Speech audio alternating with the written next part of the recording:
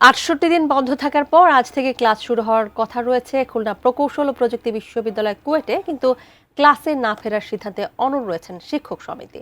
বিস্তারিত জানাতে কুয়েট ক্যাম্পাস থেকে সরাসরি যুক্ত হচ্ছেন খুলনা বিভাগীয় প্রতিনিধি মোহাম্মদ অসীম। অসীম, এই বিষয়ে আপনার কাছে সর্বশেষ কি তথ্য রয়েছে আমাদের একটু জানাবেন। তানিয়া, দেখুন, দীর্ঘ ৬৮ দিন পরে কুয়েট সিন্ডিকেট যে সভা হয়েছিল সেই সভায় সিদ্ধান্ত হয়েছিল আজ কিন্তু ক্লাস শুরু হওয়ার কথা ছিল। তবে ইতিমাত্র কাগজ কলমে সীমাবদ্ধ রয়েছেন, অর্থাৎ এর আগেই কিন্তু শিক্ষক সমিতি একটি ঘোষণা দিয়েছিল যে গত 18ই ফেব্রুয়ারি শিক্ষকদের লাঞ্ছিত করার প্রতিবাদ এবং শিক্ষকদের উপর হামলা হয়েছে এমন অভিযোগ এনে তারা বলেছিলেন যে তারা কিন্তু এই ক্লাস এবং একাডেমিক যে কার্যক্রম রয়েছে সেটি তারা বর্জন করেছে। সে কারণে কিন্তু আজ কুয়েটে ক্যাম্পাস কোনো ধরনের ক্লাস হচ্ছে না, এটি আমরা অনেকটাই নিশ্চিত। অর্থাৎ শিক্ষক সমিতির সঙ্গে আমি কিছুক্ষণ আগে কথা বলেছি। শিক্ষক সমিতি যেমনটা জানিয়েছেন যে তাদের যে দাবি ছিল যে তাদের উপর যে শিক্ষকদের উপর যে হামলা করা হয়েছে সেই হামলাকারীদের বিচার না হওয়া পর্যন্ত তারা ক্লাসে ফিরবেন না। অপরদিকে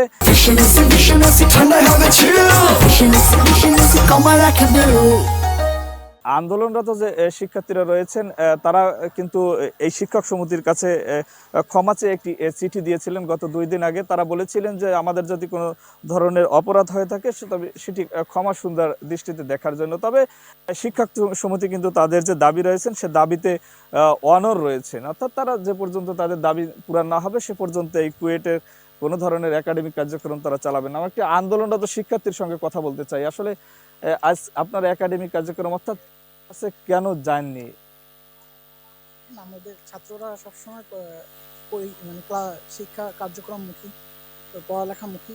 আমরাও চাই যে আমাদের শিক্ষা কার্যক্রম দ্রুত শুরু হয়ে যায়। শিক্ষকদের যে দাবি, বিচারের দাবি, আমাদেরও একই দাবি। 18 ফেব্রুয়ারি আমাদের ভাইদের উপরে যে নির্মম হামলা করা হয়েছে, শিক্ষকদের উপরে যে হামলা করা হয়েছে, এর বিচার আমাদের শিক্ষার্থীরাও চায়। তো আমরা চাই যে যত দ্রুত সম্ভব এক বিচার হোক, কিন্তু এর বিচার শিক্ষা কার্যক্রম চালু করার মাধ্যমে, শিক্ষা কার্যক্রম চালু করার সাথে সাথে পাশাপাশি আর বিচার কার্যক্রমও চলতে থাকুক। কারণ বিচার কার্যক্রম একটা লং প্রসেস। আমরা চাই নতুন তদন্ত কমিটি গঠন করে তার মাধ্যমে নতুনভাবে তদন্ত করে সঠিক সুষ্ঠু বিচারের মাধ্যমে আমাদের সুষ্ঠু বিচার হোক এবং তার পাশাপাশি আমাদের শিক্ষা কার্যক্রমও চলতে থাকুক।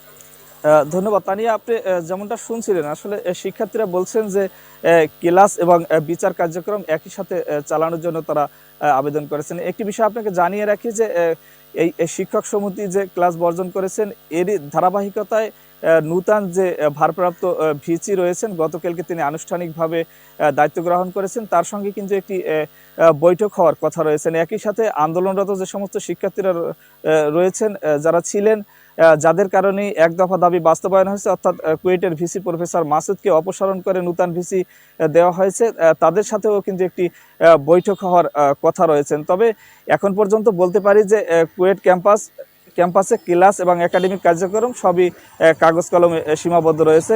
কবে নাগাদ ক্লাস শুরু হবে, একাডেমিক কার্যক্রম শুরু হবে সে বিষয়ে কেউই এখনো পর্যন্ত স্পষ্ট করে বলতে পারেনি। আমার কাছে সব মিলিয়ে এই ছিল তানিয়া কুয়েট ক্যাম্পাস থেকে কুয়েটের সর্বশেষ অবস্থা।